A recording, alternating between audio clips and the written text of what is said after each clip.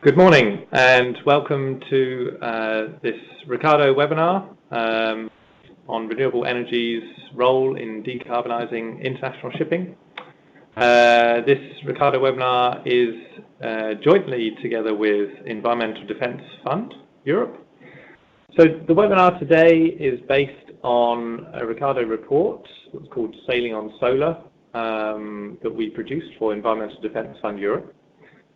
It was published a couple of months ago now. It's available online.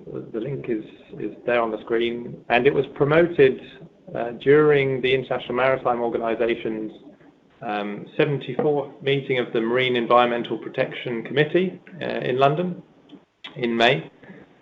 And the lead authors for the piece of work were Nick Ash, colleague of mine, and myself. And we're going to be going through in the webinar the key points from that paper. So what we're going to cover today is about how ammonia that's produced with surplus renewable electricity could be used as a fuel for shipping. And this webinar will be useful for those who are involved in this international shipping community and those also involved in the renewable energy community. We'll start off with just a few introductions, and then we'll major on the key points from the Sailing on Solar paper. And then we have a few words from EDF on possible policy pathways for international shipping and its decarbonisation. And then we've got plenty of time for questions and answers from you. And we can take up to as much of the 1 hour time slot that we need for that. So first, a few words about Ricardo Energy Environment. Our vision is we want to create a world where everyone can live sustainably. We have 5 themes for this vision, where everyone can breathe clean air, everyone can access clean water, everyone can use clean energy and travel sustainably and conserve resources. Hopefully this webinar covers at least 3 of those themes, so that's good news. And we have a group of amazing scientists, engineers, economists, data specialists and ecologists who are passionate about solving the world's most challenging energy and environmental issues. We're part of the wider Ricardo group that's got over 100 years of delivering technology and innovation. Hi, so this is Aoife from the Environmental Defence Fund speaking, and to give you a quick introduction of EDF. We're a large environmental NGO founded in the 60s. We are mainly based in the States, but are now established globally in several places, one of which is in London, where we are right now, and that's where our shipping team is. But we work on several different aspects of the environment, ecosystems, climate, oceans. And our tagline is finding the ways that work, and we do that through bringing together political expertise, economics, legal, science. So this is exactly where we see our path through shipping is looking at some of the technical things behind it in conjunction with Ricardo, and hopefully you will get a lot of that through this webinar today.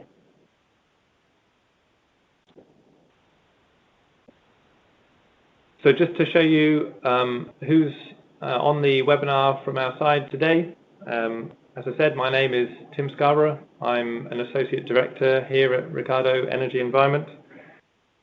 I've been working on green maritime topics for over a decade, including on emission inventories, mitigation technologies, future fuels, and port-level solutions. My colleague Nick Ash is a principal consultant. He will hopefully join us for the Q&A later at the end of this session. And as I said, I'm Aoife from the Environmental Defence Fund. I'm a senior legal manager. I work on aviation and shipping. My background is as a lawyer and also an economist. And I kind of pull those two together to find policy options for both sectors. And I'm Marie. I'm a research analyst with the Environmental Defence Fund Europe. I work on shipping with Aoife and my background is mostly in environmental science and economics.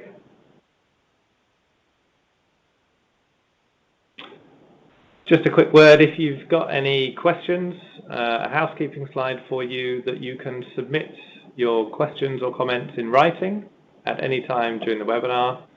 You should have a control panel on your screen, normally at the top right or maybe top left of your screen. If it's minimized, click the orange button to expand it, and there's a place to type your questions there. And we can look at those questions as the presentation continues, and we will go through them at the end at the Q&A.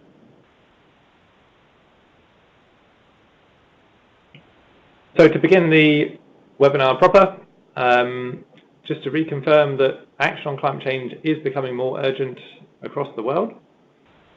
There have been climate emergency declarations across the globe in North and South America, Europe, Australia, New Zealand, and covering 145 million citizens and counting across 822 jurisdictions in the world. Several governments have now declared commitments towards net zero. Norway and Sweden were first for 2030 and 2045 targets respectively. And then more recently, in June, the UK and France became major economies to pass net zero emission laws. And furthermore, the European Commission President-elect Ursula von der Leyen, in her opening statement in the European Parliament plenary session just a week or so ago, indicated the importance of action on addressing climate change, and also mentioned the importance of including maritime transport in part of that solution.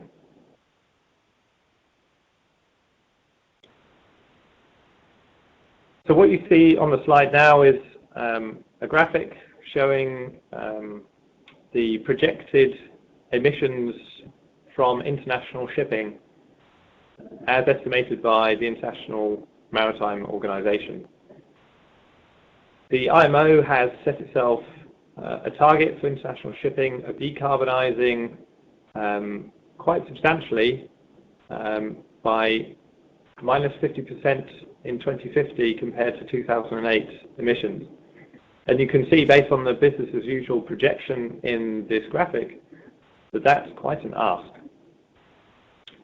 So there's a steep challenge here compared to the business as usual, and shipping industry bodies themselves, for example, the International Chamber of Shipping, have themselves acknowledged the need to use zero carbon fuels as a means to meet that decarbonisation challenge, and that energy efficiency measures alone will not be enough. There are many lower carbon marine fuel options available. These are presented on the screen. Without judgment on their relative merit, they include liquefied natural gas, hydrogen from natural gas, methanol, synthetic fuels, bio-based liquids, and these may or may not have carbon capture and storage associated with them. But they're not necessarily zero carbon fuels. And the zero greenhouse gas emitting fuels for international shipping may include hydrogen, sourced from renewable sources, ammonia similarly, batteries where the electricity is from renewable sources, and nuclear power. Green ammonia, which is how we describe ammonia that's from renewable sources, is the focus of today's presentation. And you're probably wondering, well, what is ammonia? And you might be thinking that it's a chemical. Well, yes, it is. It's a colourless, pungent gas. It has some toxic properties. It's used extensively in the fertilizer industry globally, as well as in pharmaceuticals, within cleaning products as a refrigerant. And it's predominantly made at the moment from fossil fuels, particularly the hydrogen is from the steam reforming of natural gas. But ammonia can also be a fuel. Although it's rather less flammable than other fuels, it can actually be burned and combusted and used in engines. Using ammonia that's produced from fossil fuels would not generate any greenhouse gas benefits compared to the status quo for shipping at the moment. But there is a production pathway for green ammonia, and this is a production pathway that entirely uses renewable inputs and uses proven technologies to produce green ammonia. Specifically, electrolyzers can be used to extract hydrogen from desalinated water. Nitrogen needs to be extracted from the air, and renewable power is used for both of those processes and for the Haber-Bosch process to generate the ammonia from the hydrogen and nitrogen. A conceptual layout of a green ammonia plant is shown on the screen. Such a plant would need to be located near a port. The power production for it could be further afield. And as the production of ammonia requires the Haber-Bosch process, which is a relatively constant process, there needs to be some elements to address intermittency of solar PV. And so therefore it's complemented with the likes of other renewable power such as concentrated solar power, which can function during the night as well from the stored energy in the salt. And also to address intermittency, there would be a need for hydrogen storage tanks and nitrogen storage tanks to act as buffers to that Haber-Bosch process. What I'm going to go through now are 4 main advantages of decarbonising shipping with green ammonia. Firstly, I'll talk about the fact that green ammonia can begin using existing and familiar technologies. Second, that there are established safety protocols for storing and transporting ammonia. Third, that green ammonia can drive investment in renewables. And 4, that bunkering facilities can be distributed around the world. So first, on to the deployment pathway using existing technologies familiar to the maritime sector. What you can see on the screen is a roadmap, could be considered optimistic, of the possible different technologies that could be using green ammonia for decarbonising international shipping. Across the top, we've got a timetable that's important to recall, that typical vessel lifetimes in this sector are 20 to 30 years. And that if the decarbonisation targets for 2050 are to be met, that the technology deployment timetable needs to be swift. So the transition to low and zero carbon fuels needs to happen within the 2020s, and this can fortunately begin for ammonia with the use of compression ignition diesel engines, which are familiar to the international shipping sector already. They're already used in the ships that are travelling around the world at the moment. And using ammonia, it would likely to be needing these engines to be in a dual fuel setup, where a pilot fuel of the likes of diesel at about 5% of the energy content is complemented with 95% of ammonia, which would be stored on a vessel in liquid form, most probably, and then it would be mixed as a gas in with the inlet air for the engine, and would operate as a dual fuel mode in that regard. And that is seen by us as the most likely, soonest possible pathway for deploying at scale for green ammonia in international shipping.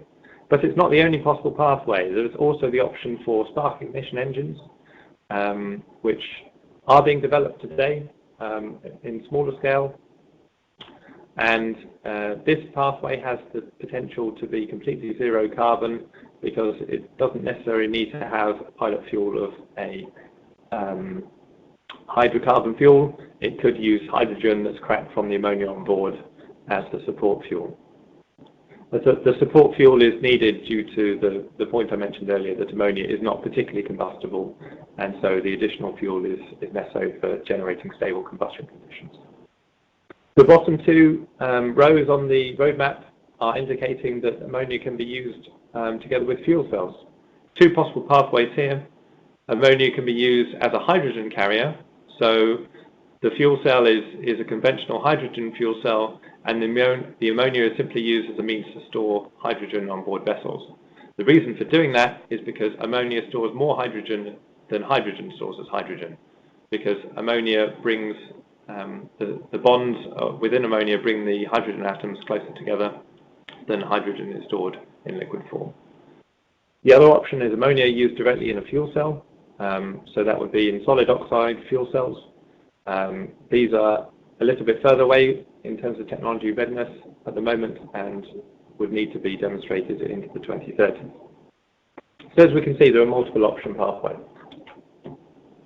On to the second point. This is about addressing the safety concerns of ammonia. As I mentioned earlier, ammonia as a chemical does have toxic properties. There are a set of hazards associated with ammonia. There are hazards associated with all fuels which are used or could be considered for use in international shipping. The hazards that ammonia presents, we feel, can be addressed because there's already a very extensive industry producing ammonia and exporting it globally to the tune of about 20 million tonnes a year. The established infrastructure and safety protocols within this industry demonstrate to us that for the production, transport and storage of ammonia, the safety elements can be addressed. The third advantage is that green ammonia presents an opportunity for investment in sustainable infrastructure. There's often a barrier in developing countries where there's uncertainty about the income from the sale of electricity. And this can be from the lack of demand for electricity in less developed countries that are rich in renewables, or the purchasers of bulk electricity do not have creditworthiness to make projects viable. So green ammonia here could provide the long-term dependable revenue stream for renewable projects when coupled with the long-term bunker supply contracts. The graph shown on the screen is the estimated investment for the container and non-coal dry bulk sectors between now and 2050 of about up to $6 trillion of how much investment could be required and present itself as an opportunity for developing green ammonia for international shipping. About 3/4 of the investment would be for the renewable electricity plants, and most of the remainder for the green ammonia plant is for the electrolyzers within those plants. Overall, the land area required for the solar electricity needed to produce green ammonia is shown on the screen here. Obviously, it wouldn't all be located within Egypt, but just to show the sense of scale, the squares there show the overall land area that would be needed for solar PV to generate enough power to supply a green ammonia plant or a set of green ammonia plants that would be sufficient for international shipping in 2050. And overall, if that area was spread around the globe, it's not an excessive area. The other point that I was mentioning is that bunkering facilities for green ammonia would need to be distributed around the world, and this is particularly in the developing countries where they have renewable potential as well as the ambition to use that renewable. In the Sailing on Solar paper, you can go and see further details about case studies that we did for different countries.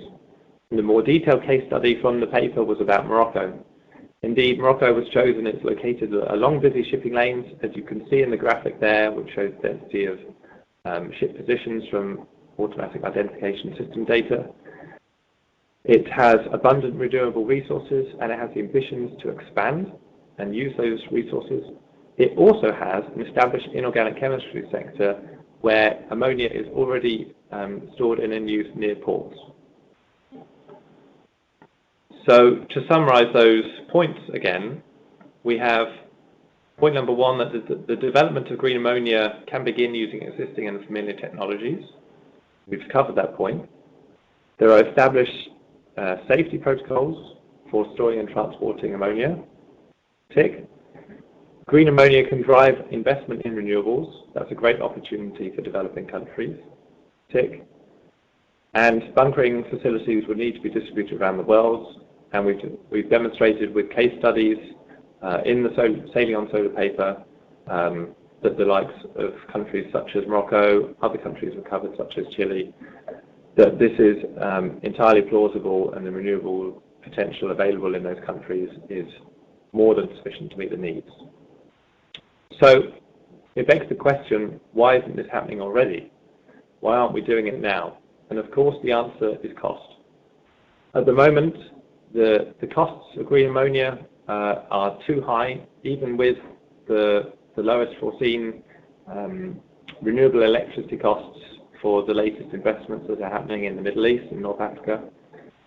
The costs of ammonia, green ammonia, are higher than the existing fuels that are available for international shipping on the market right now. So this is MGO, marine gas oil, and LNG, which is liquefied natural gas, which is often touted as an option for helping to address emissions from international shipping, but unfortunately its greenhouse gas credentials are not sufficient to meet the needs of the decarbonisation agenda, which is needed to meet the IMO's targets. So something needs to happen. Green ammonia can't currently compete on price with the fossil fuels, and a mechanism is needed to incentivise the development and deployment of zero carbon fuels. This is not just green ammonia, but this price point is also relevant for the other fuels that we see on the table right now, whether it's hydrogen or otherwise. So something is needed to drive down costs. It is necessary to avoid penalising early adopters, but there is opportunity and a light at the end of the tunnel, as we can see that this sort of thing has been done effectively in other industries, for example, in the renewable electricity industry. That concludes the slides that I have from me, Ricardo, on the summarising the Sailing on Solar paper, and I'd like to hand over now to Marie at EDF to talk through a few points for EDF. Thank you, Tim. So I would like to give you a bit more background on the recent developments related to decarbonisation at the IMO, and also tell you a bit more about our ideas and opportunities we see in the whole transition. So in 2018, the MEPC adopted an initial GHG strategy to address emissions from international shipping. The strategy should be revised 5 years later, which is 2023, and also specific measures should be added into the strategy. 2050 is the deadline by which international shipping should achieve at least 50% of reduction of greenhouse gas emissions compared to the levels from 2008, and that's what's stated in the strategy. So we think that it's a good start, but the ambition should be much higher in order to be in line with the goals as set by the Paris Agreement. And obviously, in ideal world, we would like to see full decarbonization by then. However, this opinion is not really shared by the IMO, who are instead aiming for full decarbonization by the end of this century. So basically, the next almost 4 years will be really important to identify and further develop specific measures so that they can be added into the revised strategy. So we had an MEPC session in May where delegates finally agreed on impact assessment for measures, which means that they cleared way for discussion about specific action. So they also adopted terms of reference for the next meeting of the intersessional working group on GHG. That meeting will take place in London in November this year. And the topics should be specifically specific candidate measures and also incentives for alternative fuels.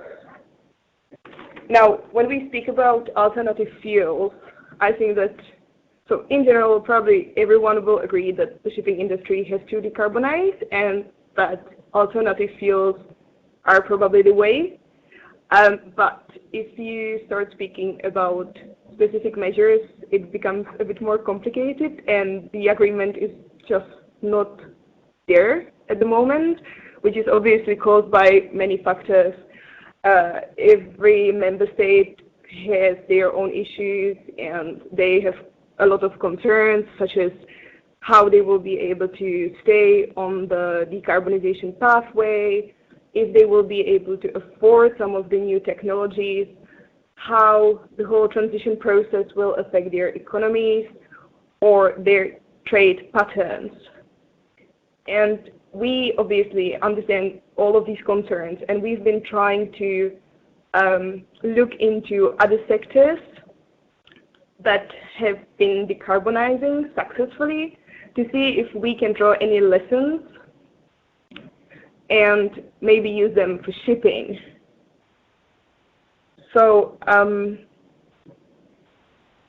as Tim has just told us, the massive problem with alternative fuels at the moment is the cost, and we see a similar situation, or we did see a similar situation in the power sector in Europe, where obviously it's a sector with long-lived assets and it requires high capital investments to transition. But in Europe, we saw a really good mix of policies that also include a minor levy on customers. And the money collected was then used to fund demonstration projects.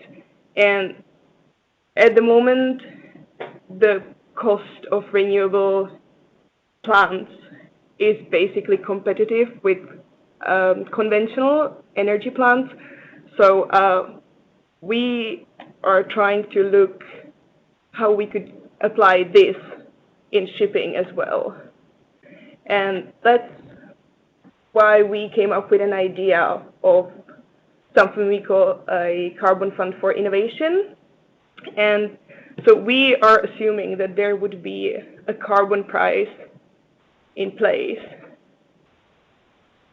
And then ships that are emitting greenhouse gases would pay some sort of carbon price into this carbon fund. And the money collected would then be used to fund zero carbon shipping projects. And it could be anything from zero carbon vessels to infrastructure or alternative fuel technologies.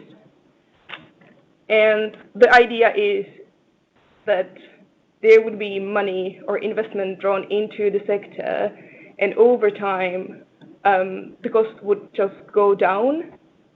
And because fossil fuels would be more expensive given the carbon price, in the end the green technology would basically take over and the fossil fuels would phase out. And obviously there's a really big but. So this all would work, but we would really need a mix of suitable policies in place by the IMO. So now my colleague Eva will tell you something about an event we are preparing for November. Yeah, so I just wanted to let everyone know that we are going to have a workshop at the IMO on Friday the 8th of November. It's the Friday before the next intersessional on greenhouse gases starts. That will start on the following Monday, so hopefully that will work for people who are travelling to the intersessional. But the idea is basically to talk through a bit of more detail on what we're talking about here. So to discuss the potential alternative fuels. So we just focused on ammonia today, but as Tim outlined, there are others as well. And also to look in a lot more depth at policy options that are working to decarbonize other sectors and see, well, how could they apply to shipping? Are there parallels? And knowing what we know about where we need to go on alternative fuels for shipping, how's the best way to get them forward? So hopefully it'll be quite interactive and get a lot of discussion going. We don't actually have any invites, so there's no link for you to register at or anything like that yet. This is just a oral save the date as such, but we'll make sure you all get an invite later on at some stage when we're organised enough to send those out, basically.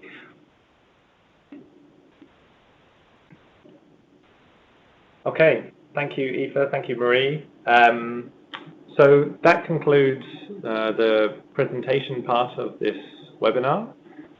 And we have the opportunity now for you to ask questions, and we can hopefully answer them. We already have a few questions that have been posted in that we can begin to address. Some have been sent in advance of the webinar. Thank you for those. So what we're going to do is to begin with the questions that have been posted in advance of the webinar, and then we'll move on to those which you're submitting now. So feel free to continue typing away. We've got enough time to go through these questions. So first of all, we had some questions prior to the webinar about how soon do you think international shipping could hit net zero, and whether you think that the IMO can drive rapid change. Aoife. So I think the IMO can drive rapid change if it's got the political will to actually do so. It's all down to political will, really, and that's kind of how I would answer question one as well about whether international shipping could hit net zero. If the political will is there and countries come together to realize the opportunities that we've been talking about here, then they can do it very quickly. There was a study by the OECD looking at getting to zero by 2035, and that's using maximum available technology, etc. But it can absolutely be done. So 2050 is really quite a moderate ambition for zero in the shipping industry. It's really up to countries to come together and decide to do it. I do also hope that some areas will lead the way. So, for example, Norway is doing some really interesting things. Similarly, the UK launched its Clean Maritime Plan last week, and it's quite ambitious as well. So some countries are seeing the opportunities and already going for it, and hopefully that will spur the IMO on to act as quickly as they can. Thank you, Aoife. We had another question in advance of the webinar, which was about which options for decarbonising the global fleet are showing promise, and who or which actors are leading the charge to address this challenge. So from the ammonia perspective on this, there's definitely a few actors which are demonstrating their interest in being part of the solution here. If you had a keen eye, you might have noticed the picture of the engine that I put up was an engine by MAN. These are one of the world's leading producers of engines for the maritime sector, and they have indicated that they see a development lead time of about 2.5 years for them to adapt one of their existing engines for the marine sector to be running on ammonia. So that's showing a lot of promise and indeed buy-in from leading actors within the sector. There are other actors involved in the development of ammonia as a solution. As I mentioned before, there's research ongoing for the likes of ammonia in spark ignition engines from universities across the world and Siemens. We particularly had contact with universities in UK and in Japan during the production of this sailing on solar paper, which indicated that there's definite promise for green ammonia. In terms of other solutions for shipping, there are many examples where technology is being trialed in smaller ships in Europe and in the US and in China. There are examples of hydrogen fuel cell vessels not yet at the scale of those largest container ships that are sailing across the world, but in smaller examples, for example, in Norwegian fjords, there are a number of ferries which might be battery powered alone, and if the electricity there is zero carbon, which it often is, that's very good examples of how it's all working well in practice. There are many other options on the table as well. As I mentioned before, there are different fuel types as well. In terms of which is showing promise, I think overall there's a need for more R&D to help work out which are the leading solutions, and indeed to work out which solutions are not going to be viable. So the R&D might come to a dead end on certain elements, certain fuels, certain technologies, but that's also a useful outcome. We had one more question before the webinar, which is about addressing the topic of emissions from combusting ammonia as a fuel, and specifically the question is about generation of nitrogen oxide emissions. So when ammonia is combusted in an engine, whilst it does reduce to zero emissions of sulfur, emissions of heavy metals, PAHs, VOCs, and reduces particulate matter, it doesn't reduce emissions of NOx, and that can still be a problem. However, there is a solution, and it's widely available, and the solution is selective catalytic reduction. And this is one of the solutions which many ships need, in any case, to be using to comply with the NOx emission control areas, which are in force around North America and will be around the North Sea and Baltic Sea from 2021. And selective catalytic reduction actually uses ammonia in a catalytic reduction of NOx. So, of course, in the case of a green ammonia ship, you'd already have the ammonia on board in order to help with that process. So we see that, yes, there is a problem of NOx, but there is a solution, and that's entirely solvable. So that concludes the questions that we received before the webinar, and we've also received several questions that you've been helpfully typing away whilst we've been speaking. So I'm going to go down from the top, and we have a first question, which is, why is green ammonia from solar cheaper than green ammonia from wind? Now, is this just applicable in places with low wind resource and good wind resource, such as the example of Morocco? And have there been any studies done on areas of the world and how this impacts the economics? I'll try to begin with answering this, and I'm hoping that my colleague Nick Ash can chip in here if he's available. And I know that there are a number of options for powering and producing the power for green ammonia.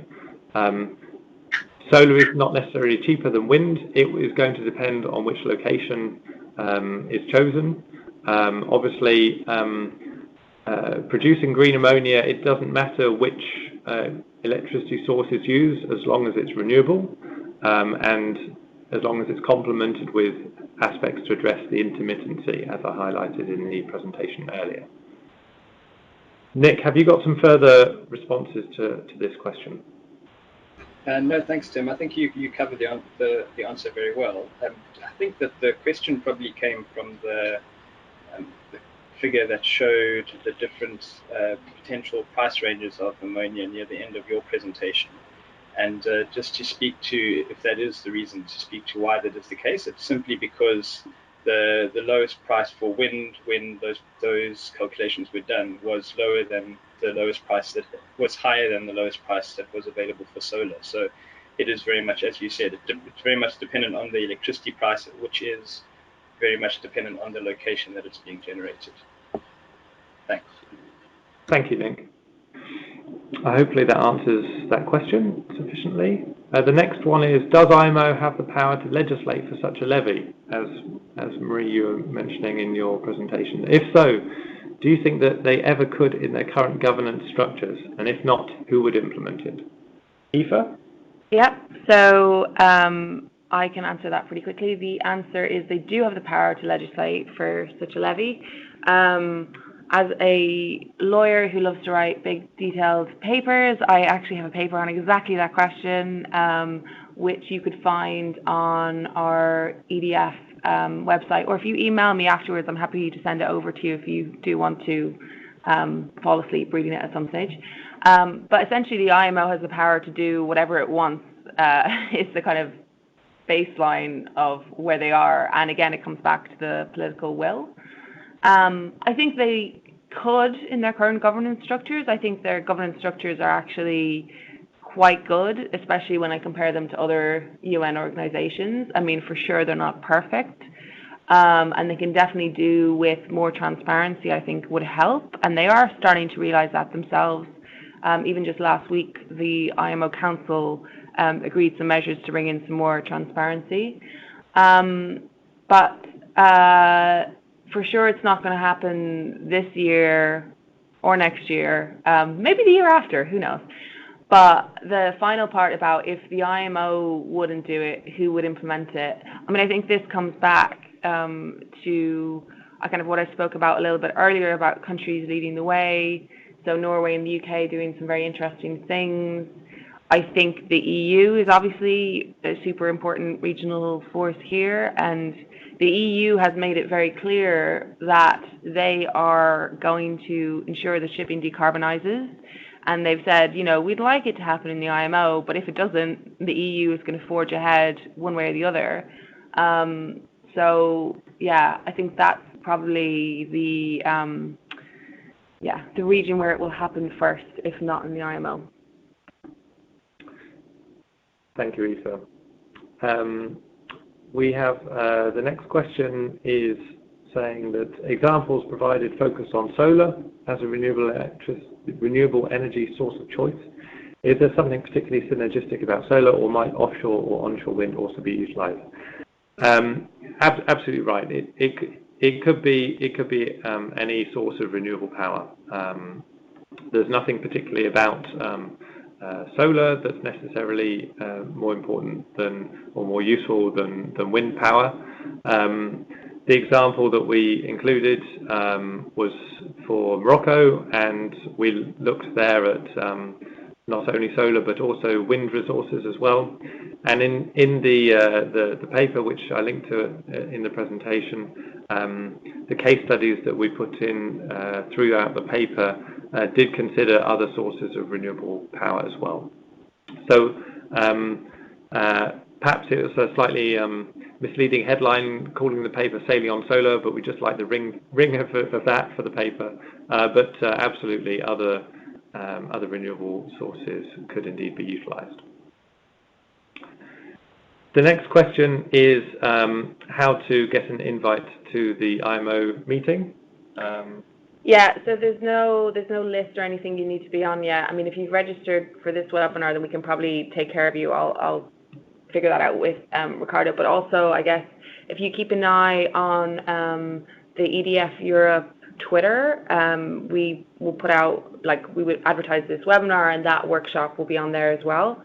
And my email address will be up as well at some point, I think, so you can email me if you're particularly concerned about getting an invite.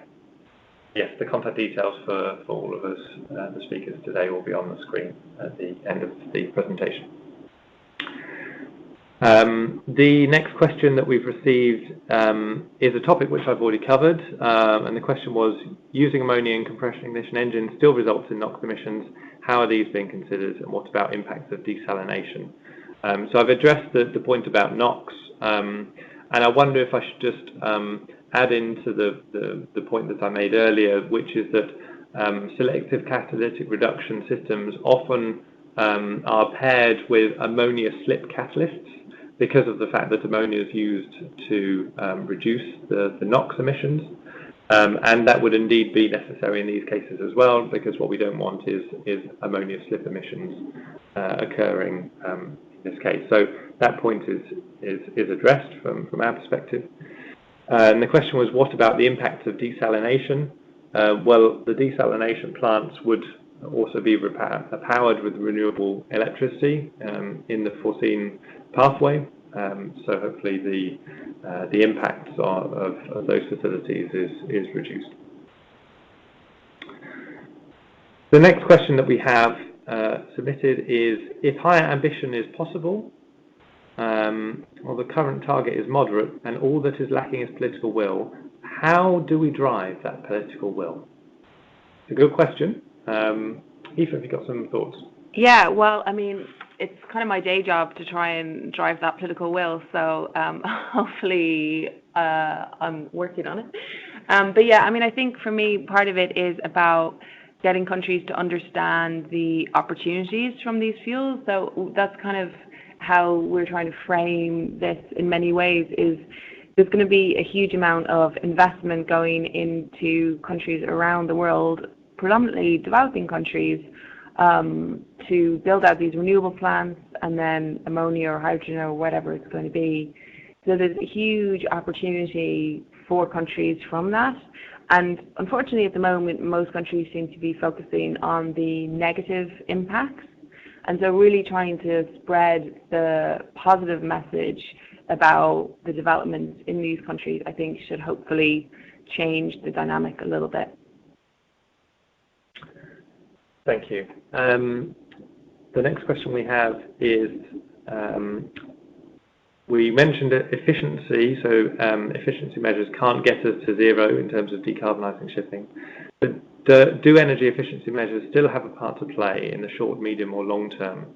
And if so, how can we make sure that new ships are as efficient as possible, and how can we maximise retrofitting of efficiency measures to the current fleet? So absolutely, efficiency measures are very important, and they do have a very important role to play in reducing the overall demand for energy on ships. So this is very much, I guess, the focus in the shorter term. And from our perspective, given that zero carbon fuel options are not really available right now for deployment at scale for international shipping, the focus right now and in the short term needs to be on the energy efficiency measures. So the interim targets that the IMO had of reducing the carbon intensity of shipping by 2030, I think by 70%, you know, these are targets which the industry is understood to be using just energy efficiency measures to address. They're well on the way to doing that. There are the appropriate policy measures in place at the IMO for the EEDI, Energy Efficiency Design Index, to try to promote the improvement of energy efficiency in new vessels. And there are similar concepts for addressing existing vessels. But overall, the efficiency measures are not going to get us all the way there. How to maximise retrofitting of efficiency measures to the current fleet? I think that needs re-emphasising by the buy-in from the industry. So, you know, you hear class-leading organisations such as Maersk, who are investing heavily in this area already. And you know, you hear about the sorts of investments they're making on energy efficiency, but you know that they're also thinking about the longer term, about how to try to decarbonise from a fuel perspective later on. The next question we had is in two parts. First is green ammonia a more viable long-term 2050 solution as compared to the likes of, say, green hydrogen? And if we had one pot to invest in the best solution to take us to net zero, is green ammonia the best one? Well, I think it's a difficult question, really, because you know the different options on the table at the moment have got different relative advantages. Those advantages and disadvantages are to some degree expanded on in the Sailing on Solar paper. If I may, I'll just outline a few of them now. Hydrogen requires cryogenic storage, and that's at minus 250 odd degrees centigrade. There are difficulties associated with that, and even after doing that, the energy storage of that hydrogen, so the amount of energy per unit volume that you get in that hydrogen, is still not the same as what you get with green ammonia, which you don't need to liquefy at cryogenic temperatures. You only need to liquefy it down to about minus 30 degrees Celsius, or you can pressurize it a moderate pressure of about 10 bar. So as a consequence, that relative energy density means that ammonia offers the potential really for longer range shipping than hydrogen might, if, and this is a big if the industry wants to retain the sorts of distances travelled between bunkering, between refuelling, as they currently do. If the industry is willing to take into account shorter distances between refueling and bunkering, then we start to see more of a shift between the relative advantages and disadvantages in the fuels. Just to add batteries into that mix, batteries might well be suitable for short sea shipping, but due to their size and weight, you can't really foresee, even with the sort of the pace of battery development, you can't really see that might be viable for long distance international shipping that's transcontinental. So, but whether or not green ammonia is the best one to invest in at the moment compared to green hydrogen, I think it's too early to tell. The second part of that question was about toxicity of ammonia. And the question is, if we are working on banning heavy fuel oil from regions such as the Arctic, do we consider replacing heavy fuel oil with ammonia appropriate in these cases? Or perhaps focus on routes that are well suited to manage the safety aspect of this energy carrier? It's a good point. There's plenty of concerns about the pristine nature of the Arctic, and there's been concerns about what if the transarctic routes are opened up with decreasing sea ice in the summer in these regions, and increasing volume of international shipping might lead to increasing risks of spillage of heavy fuel oil in these areas. And I guess ammonia would have a set of risks associated with it as well, and it may be decided that it might not be appropriate for spillage in those areas. Some of the major health risks about ammonia, though, are about human health risks, but there are, of course, also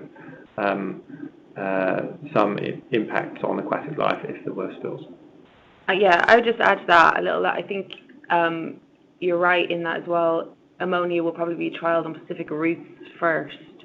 So, probably short sea for some of it, and then over time, depending on where the bunkering facilities are located, for other routes. And I think through those deployment projects, we'll see a lot clearer exactly what all of the fallouts would be.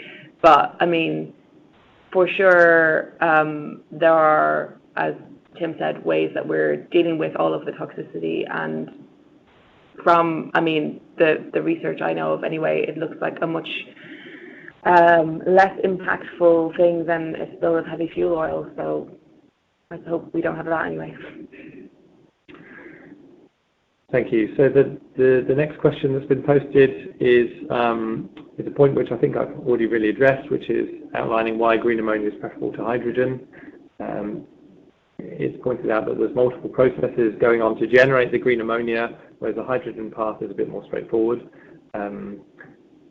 Indeed, that is the case because, as I described, the path to producing green ammonia involves the production of hydrogen in the first place. So sometimes, green ammonia is described as one of the hydrogen fuels. Indeed, it does have an additional element in the production pathway. But if, as I said, if the requirement is for ships to continue to need to travel very long distances without refueling, ammonia offers a greater energy storage density than liquid hydrogen. So that's one of the key advantages there. The next question is a follow-on to desalination impacts, and it's a clarification that the desalination impacts are about the resulting production of brine, which can have negative environmental impacts. So the question is there a plan for using the brine? It's a good question, and it's not one that I've got a pre-prepared answer for. So it's something that we're going to need to have a look at and come back to you. Thank you for raising the question. And I think we've got time for about one more. There's one more question listed. It just says, describe the relative cost of ammonia to marine gas oil and liquefied natural gas. And does this take into account the infrastructure costs, i.e. new ships and tanks, etc.? And how does this cost compare to other electro fuels?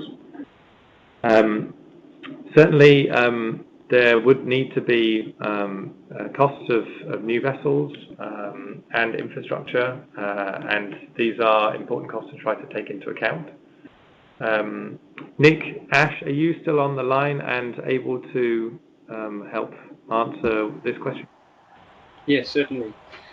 So to answer the first part, it doesn't include the infrastructure costs for fuel storage at ports and bunkering facilities and those types of things. And it also doesn't include costs associated with developing new vessels, because those are quite difficult to quantify and also could be a moot point, because if you have zero carbon emitting vessels, then hopefully they will be developed from the design stage, and so the difference from the development costs from a conventional ship is difficult to quantify. So we haven't included them for that reason. However, we have included the infrastructure costs of the renewable electricity infrastructure and the ammonia plants and so forth. Hope that answers the question. Thank you, Nick. So there's certainly not just the paper that we put out. There are other papers available, other literature available that go about comparing costs of the other electro fuels, and this might be synthetic fuels and so on.